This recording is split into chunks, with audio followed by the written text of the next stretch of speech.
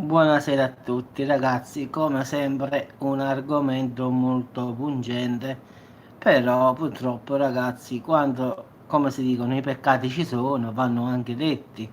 Quindi se sei un cattolico molto osservante e credi che non sia giusto questo argomento, ti prego di non seguirlo, non sarebbe di tuo gradimento. Quindi io non giudico nessuno, ragazzi, quindi se sei veramente tipo quel bigotto di chiesa che crede davvero in tutto quello che sta scritto nella Bibbia e crede tutto quello che i preti e la Chiesa Vaticana vi ha insegnato, allora questo non è un argomento che ti farebbe piacere sentire, anche perché so che molti di voi che mi seguono il mio canale sono, diciamo, piuttosto non vogliono avere un po', diciamo, la mente aperta, vogliono andare solo sulla certa logica loro. Quindi io voglio dire alcune delle eresie della Chiesa Cattolica che ha fatto nei secoli, quindi ti farò un piccolo elenco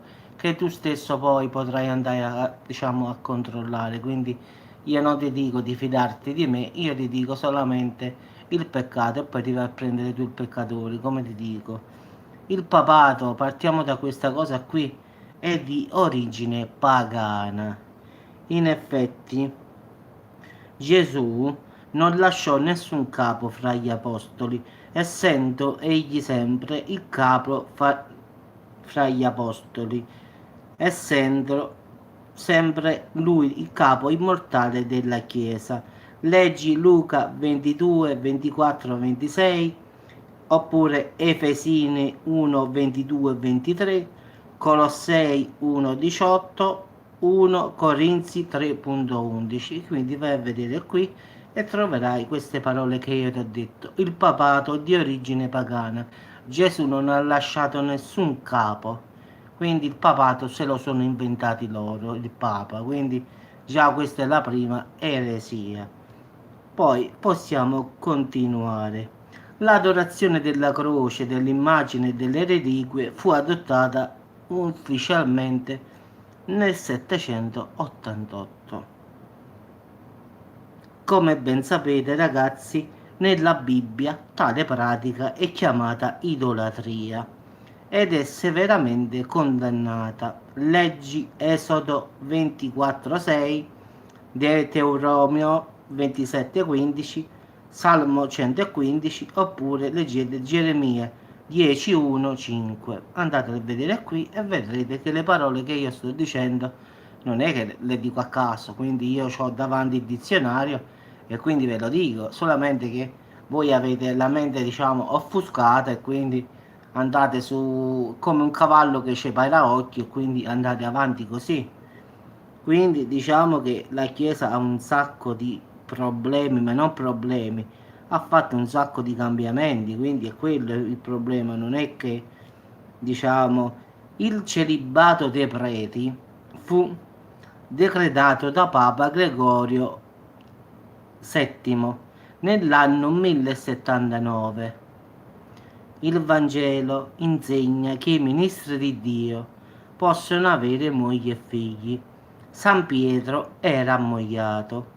Paolo prescrisse che i vescovi dovevano avere famiglia.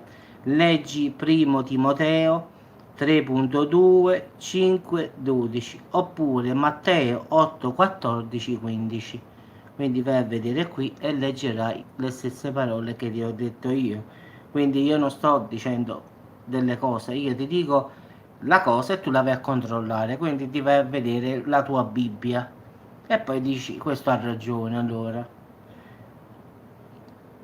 Quindi diciamo che un'altra cosa che diciamo è stata fatta, l'adorazione dell'ostia, fu fatta da Papa Onorio III nell'anno 1120. Così la Chiesa romana adora un Dio fatto nelle mani degli uomini. Tale pratica, dice, è il colmo dell'idolatria ed è assolutamente contraria allo spirito del Vangelo. Leggi Giovanni 4, 23, 24. Cioè, in effetti, l'ostia. in effetti per la Bibbia è idolatria ed è assolutamente contraria allo spirito del Vangelo, quindi non l'ho fatta io sta legge, ragazzi, quindi leggete Giovanni 4, 23, 24, andate a controllare e vedrete che ci sta questa cosa qui.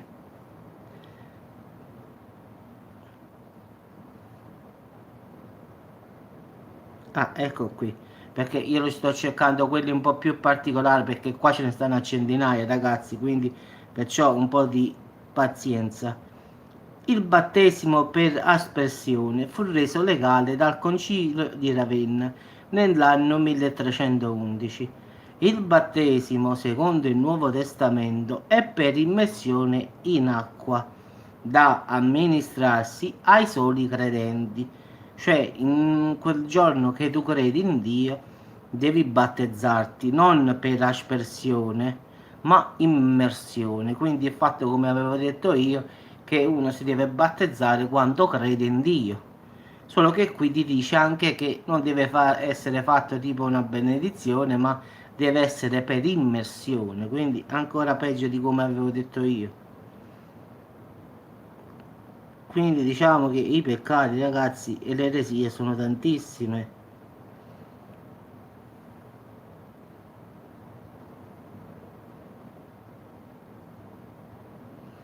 Ecco qua un'altra. L'Ave Maria, preghiera indirizzata a Maria, venne ordinata nella sua prima parte, che è tolta dalla Bibbia da Oddo, vescovo di Parigi, nel 1196 avanti Cristo, e la sua seconda parte come preghiera della Chiesa venne completata da Papa Pio IV nell'anno 1568. La Bibbia ci esorta in molti passi a pregare l'Iddio soltanto. Il pregare altri è considerato idolatria. Maria non disse mai di indirizzare a lei le nostre preghiere. Quindi ragazzi, come sempre, non sono io a dirlo, è la vostra Bibbia, eh. Io non sto leggendo un altro libro, eh. Questo che è davanti è la Bibbia, ragazzi, quindi non è che io ho solamente preso dove stanno queste cose qua che voi non vedete purtroppo.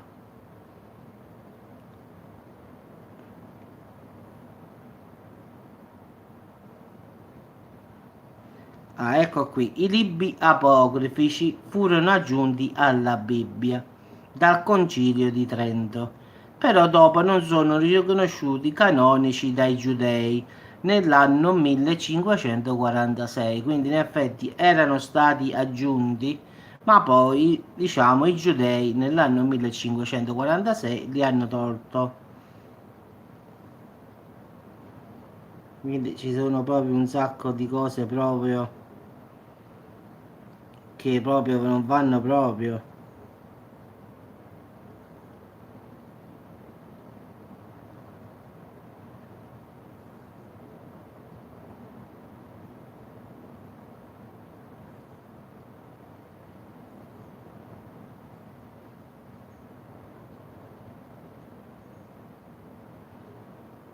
Ecco qui, la venerazione dei santi, ragazzi, e morti e di angeli è stata fatta nel 375 d.C. Anche la celebrazione quotidiana della messa entrò in uso nel 394. Il culto di Maria, come ho detto io, fu applicato nel concilio di Efeso. Quindi, in effetti, ragazzi, la dottrina del purgatorio invece fu istituita da Gregorio Magno nel 593. Poi la lingua latina come lingua di culto della Chiesa fu imposta da Papa Gregorio I nell'anno 600 d.C.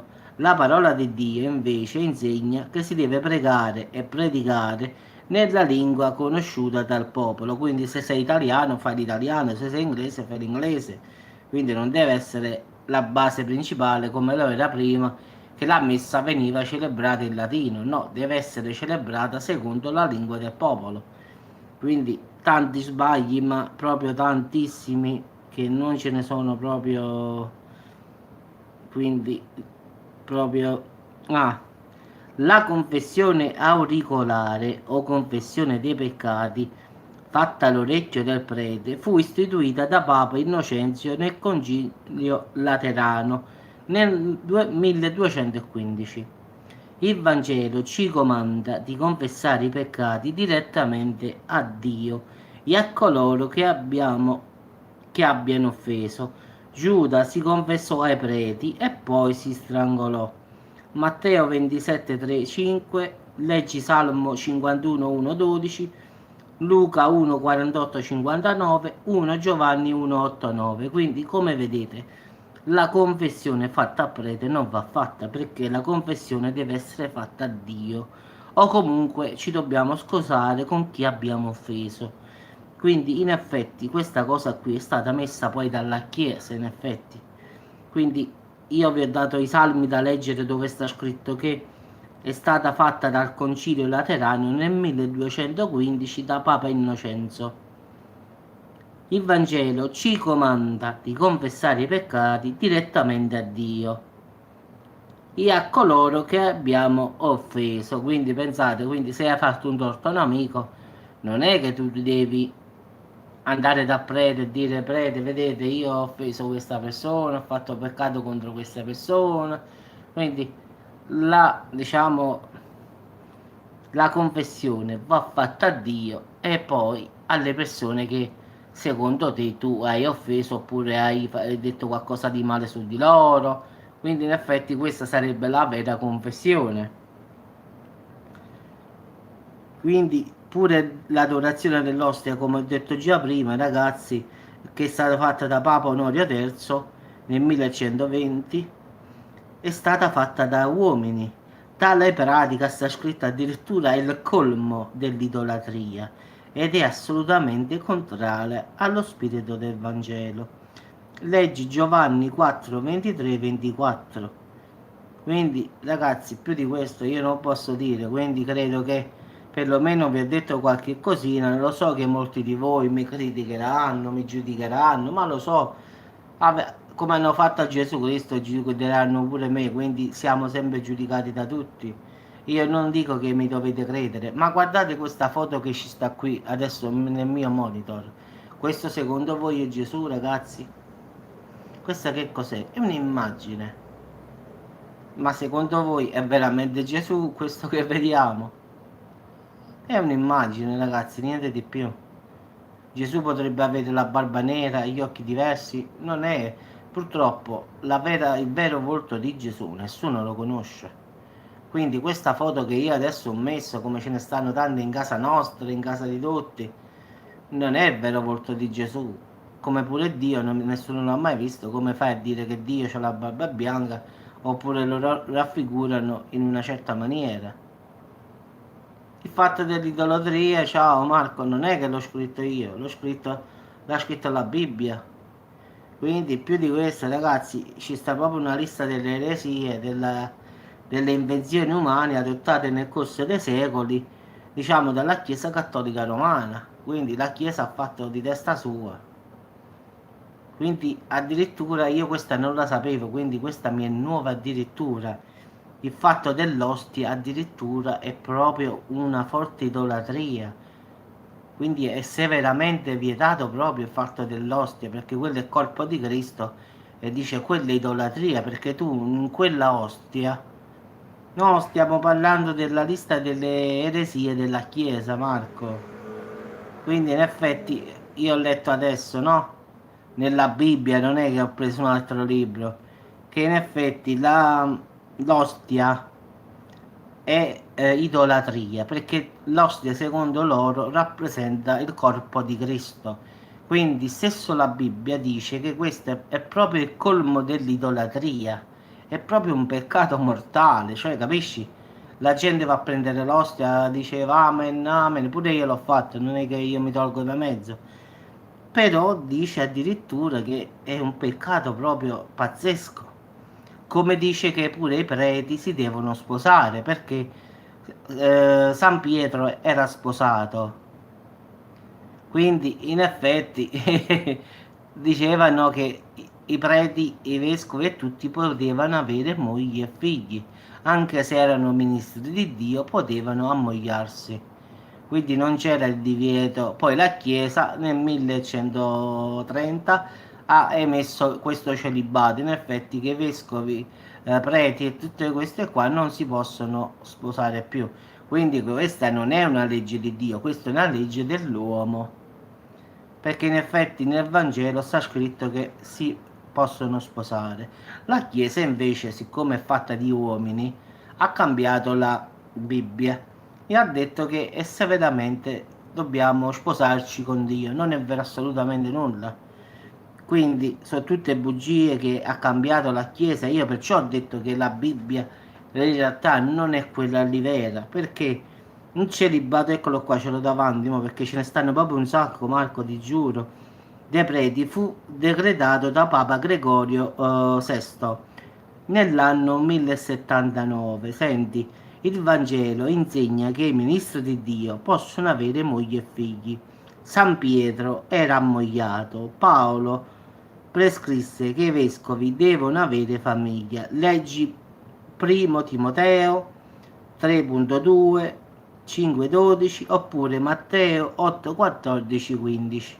Quindi come vedi sta scritto nella Bibbia, quindi basta andare a guardare Timoteo e Matteo in questi, diciamo, Timoteo 3:2, 5, 12 oppure Matteo 8, 14 e 15. Questa è la Bibbia, ragazzi, non è che io lo sto andando a prendere da un libro astratto, eh. Quindi questa è la Bibbia. La Chiesa invece ha scritto di testa sua che i vescovi, i preti non si possono sposare, non è vero. L'hanno voluto loro fare questa legge. Quindi questo stavo dicendo, in effetti senti questo Marco, il papato, senti, è di origine pagana.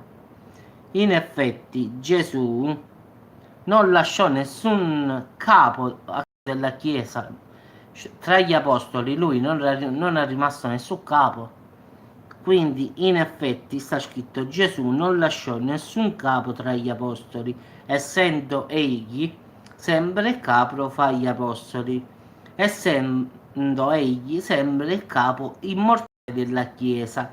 Leggi Luca 22, 24 e 26, Efesini 1, 22 e 23, Colossei 1, 18 e 1 Corinzi 3.11. Come vedi, ci sono anche dove andare a leggerli nella Bibbia, non è che io lo dico così, dici vabbè Giuseppe l'ha sparato così, sta cosa poi... No, io ti dico pure dove andare a vedere, quindi dopo ti rivedi il video, vai a vedere dove stanno scritte nella Bibbia e te li trovi. Quindi non è che io lo sto, diciamo io, la confessione al prete non è valida in effetti, senti qua, la confessione auricolare o confessione dei peccati fu istituita da Papa Innocenzo nel Concilio Laterano 1215. Il Vangelo ci comanda, non è ti dice, ci comanda di confessare i peccati direttamente a Dio. Cioè, allora, se volete andare a guardare, leggi Salmo 51, 1, 12. Allora, no, allora, poi si strangolò. Allora, Matteo 27, 3, 5. Leggi Salmo 51, 1, 12. Oppure Luca 1, 48, 59. Oppure 1 Giovanni 1, 8, 9. Quindi, come vedete, ci sta proprio un sacco di casino qua. Eccola qua, quella che deve vedere dell'osso, perché ce l'ho adesso, ce ne stanno a centinaia, Marco, ti giuro, non so quale dire. Sto cercando di dire quelle là più significative, in effetti. L'adorazione dell'ostia, senti, fu sancita da Papa Onorio III nel 1120. Così la Chiesa romana adora un Dio fatto nelle mani degli uomini, cioè l'ostia. Tale pratica è il colmo dell'idolatria ed è assolutamente contraria allo spirito del Vangelo. Leggi Giovanni 4, 23 e 24. Come vedi, non è che io sto dicendo delle... Sto dicendo solamente la Bibbia, sto leggendo, ragazzi, quindi non è che io sto leggendo un altro libro. Quindi io voglio dire alle persone cattoliche, per l'amor di Dio, aprite gli occhi, apritevi un po' mentalmente, quindi non condannate sempre le persone.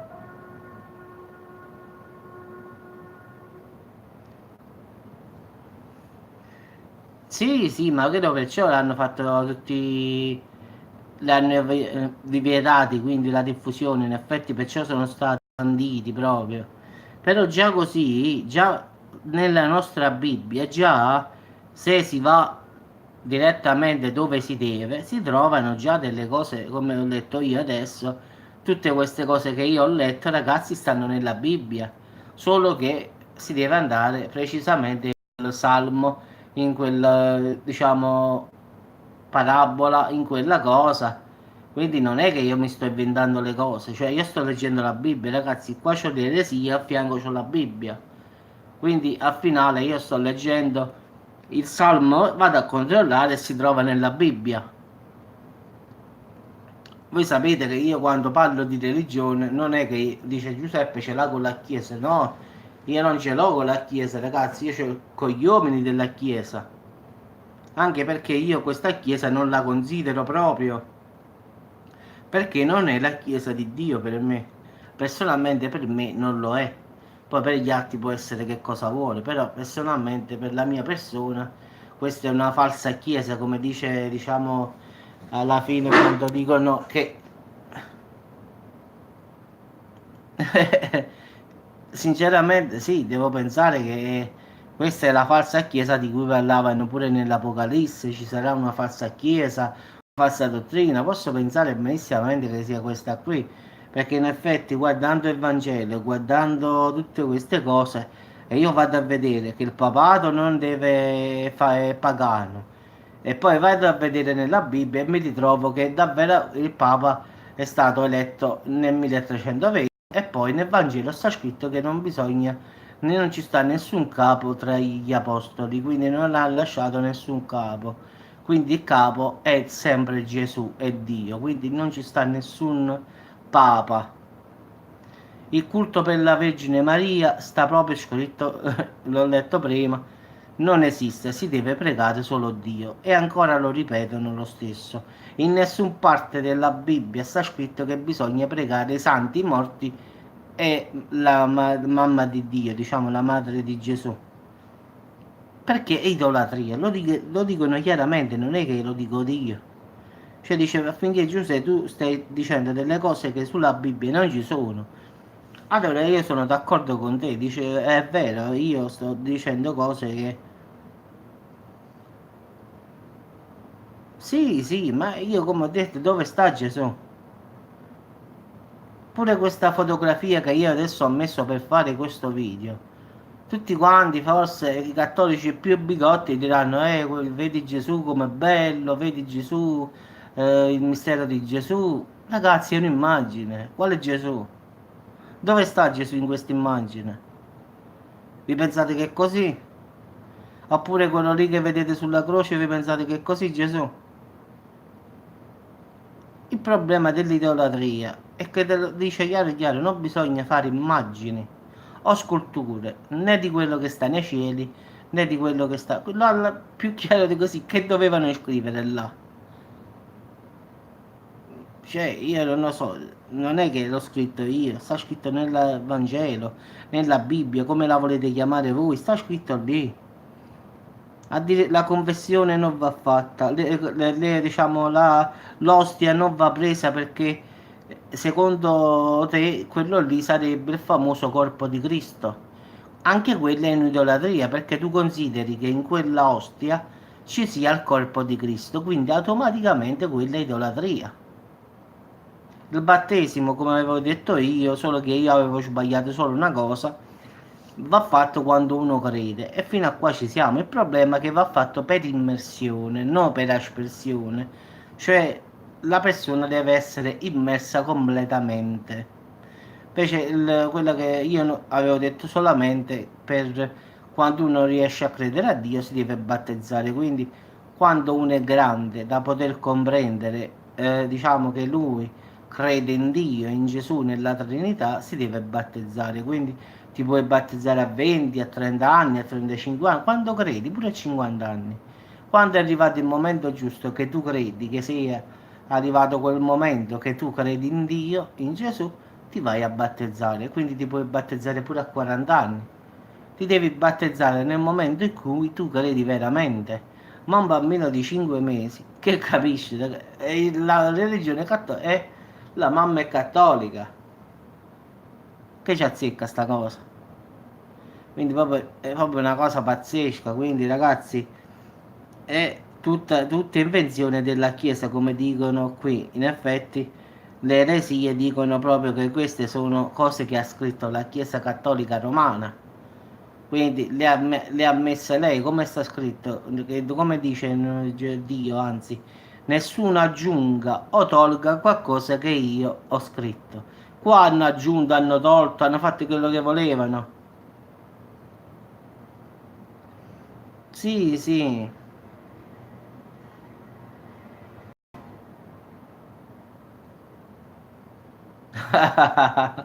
Ma questa mi piace. Ma guarda, io non sono un santo, non leggo l'aramaico, però qua io ho letto la Bibbia tua, quindi la Bibbia nostra, anzi, non è che io ho letto qualche altra cosa, quindi non ho bisogno di laurea in teologia, non ho bisogno di essere un santo, anche perché i santi non vanno venerati, quindi non credo che quello che dici sia vero, che poi a te non ti sta bene, per l'amor di Dio. Io l'ho sempre detto che le guerre di religione sono state quelle là più brutte in effetti, perché le famose due crociate che avete fatto, diciamo, la Chiesa Cattolica, uccidendo in nome di Dio, secondo te erano cose fatte giuste. La famosa Inquisizione alle streghe, non la voglio ripetere perché l'ho detto 100.000 volte, qualsiasi donna che veniva trovata con qualche erba, qualche cosa per curare qualche malattia, era eretica, strega, rogo. Poi la tua chiesa, come parli, cara signora, quando uccideva tutte le persone nella famosa crociata che hanno fatto 9 milioni di morti, la tua chiesa, come dici, ha sequestrato beni a tutti i 9 milioni di persone. No, io sto rispondendo a questa Rosa Alba Orlando. Quando dici balli alla gente, quando sarai santo crederò alle cose che tu dici. Ma guarda, io non ti dico che tu mi devi credere, perché stai dicendo proprio delle baggianate. Sai che cos'è? Che non ammettete la verità, quello è il problema. Sì, la signora Rosa ha detto, credo che tu non sia un buon cristiano, hai una laurea in teologia, parla aramaico, quando sarai santo potrai parlare. Questo mi ha risposto questa signora Rosa, come si chiama lei? Vabbè, non mi importa come si chiama, figurati. Questa è la sua chiesa, voglio dire io, no? Questa sarebbe la chiesa di Dio, la chiesa di Gesù. La signora vuole parlare. Di che cosa? I bambini si muoiono di fame e la domenica il Papa si siede, mangia e beve e dorme. Si è fatto bello ciotto ciotto, come si dice qua a Salerno. E poi la domenica fa la predica, i bambini si muoiono di fame. Rosa, fammi il piacere, va. Non dar retta, va.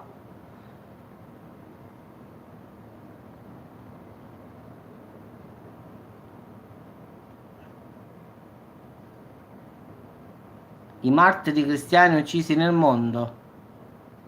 Sì, ma quello è lo stesso, che non ti pensare che i martiri cristiani hanno la stessa cosa, eh. Io non sto giudicando il fatto che i martiri cristiani pure sono stati purtroppo innocentemente ammazzati in nome sempre perché credevano in Dio. Io anche questo è un'altra cosa questa.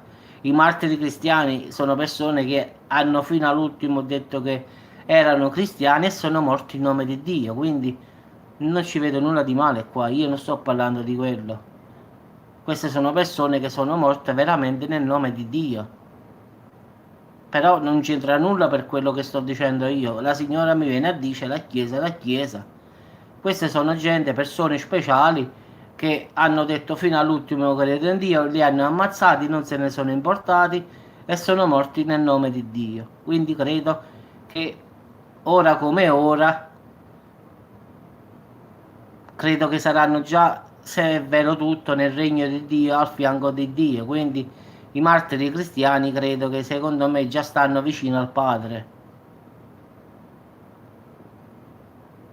Appunto, Giasvino, questo sto spiegando a Salvatore, che io non dico che, dico che i martiri cristiani, secondo me, sono persone perfette che sono morte in nome di Dio, non in nome della Chiesa, ricorda, in nome di Dio. Loro non hanno rinnegato Dio e sono state uccise. Però io ti dico che queste persone attualmente stanno già vicino al lato di Dio. Io non dico questo, io dico alla Signora semplicemente che la Chiesa ha fatto delle grandi ingiustizie. Io non sto condannando Dio qua. Io sto dicendo, io ho sempre detto, Salvatore, io credo in Dio, in Gesù e nello Spirito Santo. Io non credo nella Chiesa. Quindi non confondere Dio, Gesù e lo Spirito Santo. Io dico non credo nella Chiesa, nell'uomo. Poi i martiri cristiani, questo è un altro argomento, sono persone speciali, persone che sono state condannate solamente perché avevano il coraggio fino all'ultimo di dire io amo il mio Dio. Vanno rispettati, per l'alzo le mani a queste persone. Però credo che a questo momento, mentre io e te parliamo, siedono alla destra del Padre. Quindi io non giudico, non posso dire nulla, posso dirti solo questo. Io alla Signora rispondo che tutte queste cose che la Chiesa ha messo, omesso, tolto, omesso, quindi tutti quanti dicono, non era che l'ho scritto io, che quelle parole di Dio nessuno deve aggiungere o togliere qualsiasi cosa che Dio abbia detto. La Chiesa ha fatto di tutto, ha tolto il fatto del papato se l'ha inventato lei, l'ossia l'ha inventato lei, ha fatto tutto lei sta cosa. Cioè io questo volevo dire nel mio video, quindi io non condanno Dio oppure Gesù, io condanno la Chiesa fatta di uomini. Come pure il Vangelo che io ripeto, l'unico Vangelo che credo sia possibile è il fatto che il regno di Dio è tutto intorno a te, non in templi di pietra o di legno. Solleva una pietra e mi troverai, spezza un pezzo di legno e io ci sarò. Significa che Dio è ovunque. Quindi non ho bisogno di andare in una casa fatta di mattoni o di legno per trovare Dio, perché Dio sta pure qua, mentre io e te stiamo parlando adesso, no? Penso che se ci sta, ci starà ascoltando, no? Quindi starà dicendo sicuramente quello che dico io, quello che dici tu, quello che dice Giasmino, quello che dice Rosa. Sicuramente io non sto sbagliando a parlare, perché io sono sempre stato così. Cioè io non è che me le invento le cose, cioè io ci penso, ci rifletto. E ho sempre detto dal primo momento che la Chiesa ha tanti peccati. Il fatto che i preti si potevano sposare è una cosa che ha tolto il Vaticano da mezzo, mica io. In effetti sul Vangelo c'è scritto che i preti si potevano sposare. San Pietro era sposato, aveva i figli. Che ti devo dire? Ma se sta scritto nel Vangelo, mica ce l'ho scritto io. Il Vaticano poi nel 1120 ha detto che ci sta il celibato per i preti, i vescovi e diciamo è tutto. Quindi non è che io l'ho detto io, purtroppo hanno cambiato le regole loro. Cioè se Gesù ha detto che i preti, diciamo, i ministri di Dio, non preti, chiamiamoli ministri perché lui non diceva prete di Gesù. Sì, Costantino è stato. Ha detto che i ministri di Dio si potevano sposare. Quindi, dicendo un ministro di Dio, quindi io penso che un prete è un ministro di Dio, quindi si può sposare. Questa regola fu fatta da Costantino poi, ma Gesù non l'ha mai detto che non si doveva sposare, quindi che cosa ha fatto la Chiesa? Ha aggiunto una cosa che non è vera sulla Bibbia. Quindi aggiungendo una cosa alla Bibbia, come sta scritto, chiunque aggiunga o tolga qualche cosa dal mio, diciamo, quello che ho scritto io lo tolgo, come dice, io lo tolgo dal libro della vita, dice Dio. Non mi ricordo esattamente le parole, ma più o meno è così. Lo toglierà dal libro della vita perché dice non si deve permettere di toccare o di aggiungere cose che lui ha detto. Quindi Dio è stato chiaro su questo. Nessuno deve permettersi di toccare le mie parole, cioè la sua scrittura. Se io ho scritto che la cosa va così, va così. La Chiesa invece ha fatto di testa sua. Costantino ha fatto questa legge, un altro Papa ha fatto un'altra legge, un altro Papa ha fatto questo. Ci siamo ritrovati nel 2019, caro Salvatore Rosa, con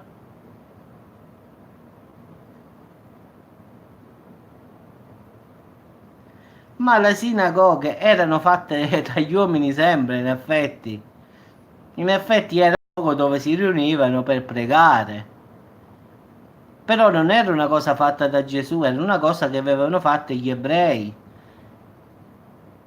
Non è che l'aveva fatta Gesù, Gesù semplicemente si recava in questi posti perché giustamente gli uomini avevano fatto questi luoghi di culto e quindi Gesù sapeva che stavano lì e si recava in questi templi perché non erano chiese, erano templi. Infatti, quando si bisticcia con i farisei, come dice, di questo tempio, questo è diventato il tempio di Satana, del serpente, di questo tempio non rimarrà nulla. Quindi quando bisticcia i scribi e i farisei, che si incomincia a bisticciare, dice questo tempio non è più il tempio di Dio, ma è il tempio del serpente. Quindi penso che il film l'avrei visto pure tu. Quindi, ma a parte pure questo, no? Facciamo pure conto che i templi ci devono pure stare, come dici tu. Però, come vedi, il Papa non ci dovrebbe stare. In effetti, un capo della Chiesa non ci dovrebbe stare. In effetti, Gesù nel Vangelo dice che tutti quanti devono essere ministri di Dio. Quindi, ministri di Dio. Pure io posso essere un ministro di Dio, non devo essere per forza prete. Posso parlare di Gesù e quindi essere un ministro di Dio. Quindi non è detto che nelle parole che diceva lui erano sinagoghe o chiese, d'accordo, però il Vangelo agnostico Salvatore, quello che non è stato ufficializzato, sta scritto che non bisogna che il regno di Dio è tutto intorno a te e non in templi di pietra o di legno. Questo Vangelo, caro Salvatore, è stato dichiarato eretico, non valido, anche se facendo la datazione a carbonio risulta essere ancora prima dei quattro Vangeli che sono i canonici. Quindi chi ci dice che quel Vangelo non sia quello lì vero e gli altri sono i falsi? Quindi se quel Vangelo fosse vero, significherebbe che le chiese o gli edifici di pietra o di legno non valgono perché il regno di Dio sta ovunque. Quindi le sinagoghe, Gesù pregava per strada, nelle sinagoghe, Gesù pregava ovunque. È vero che è andato pure nelle sinagoghe come dici tu, però è pure vero che Gesù per strada pregava sui campi, sotto un albero. Cioè, tutti quanti abbiamo visto i film di Gesù. Quindi Gesù non è che andava solo nelle sinagoghe a parlare di Dio. Gesù pure quando facevano un banchetto, quando mangiavano, diceva le parabole, oppure le buone parole. Non è che lui esplicitamente si metteva nella sinagoga e si metteva a pregare, no? Lui parlava del Padre ovunque, in un banchetto, quando andavano a mangiare. Hai visto quando è andato con Pietro, quando hanno fatto la pescata e sono andati a mangiare, che stavano le donne che ballavano? E lui faceva fatto la parabola del figliol prodigo, che quello se ne va con tutti i soldi a sperperare tutto. Quando ritorna il padre lo accoglie a braccia aperte. E il figlio con l'altro lì che dice io sono sempre stato qui. Ma le moschee sono un'altra religione, Salvatore. La moschea, in effetti, è un altro, è un culto, diciamo, di un'altra religione. Comunque potrebbe stare pure là benissimamente, però lì tu mi dici la moschea, quindi la moschea non c'entra, la moschea è un luogo di culto di un'altra religione. Quindi non credo che stia lì Dio.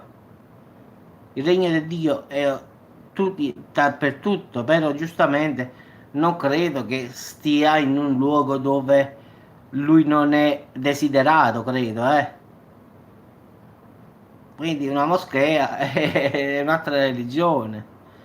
Quindi non c'entra adesso, perché se adesso parliamo di buddismo e parliamo di islamisti, non è perché per criticare le altre religioni, ma credo che Dio lì non ci sarà perché giustamente lì non è il benvenuto. Come dice Dio, io posso venire a casa tua se sono il benvenuto, quindi se Dio non è benvenuto non va. Quindi vedi che i misteri sono tanti al finale, quindi capire tutto, secondo me, è una cosa, secondo me, come ho sempre detto, impossibile, ragazzi, perché le bugie qua sono tantissime. Vabbè, ragazzi, vi saluto come sempre, vi auguro buonanotte. Quindi andate a controllare il video, vedete tutti i versetti, le parabole e tutto, andate sulla Bibbia e controllate. Io questo vi posso dire. Quindi buonanotte a tutti e ciao a tutti.